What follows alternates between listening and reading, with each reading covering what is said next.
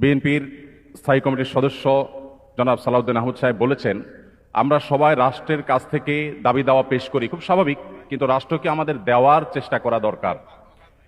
তার সাথে পরিপূর্ণভাবে সহমত পোষণ করে একটি কথা আমি বলতে চাই, সেটা হলো এদেশের 3 লক্ষ মসজিদের কমপক্ষে 6 লক্ষ ইমাম মুয়াজ্জিন রাষ্ট্রকে দেওয়ার জন্য প্রতিনিয়ত চেষ্টা করেন এবং দিয়ে যাচ্ছেন। দুর্ভাগ্যজনক বাস্তবতা, স্বাধীনতার 50 বছর পরেও ইমাম মুয়াজ্জিন এবং আলেম ওলামাদের কোনো অবদানের স্বীকৃতিটুকু রাষ্ট্র কখনো দিতে পারে নাই। আজও বাংলাদেশের চেহারাকে যদি পরিবর্তন করে দিতে হয়, আজও বাংলাদেশকে যদি স্বনির্ভর করতে হয়, আজও বাংলাদেশের পরিবেশ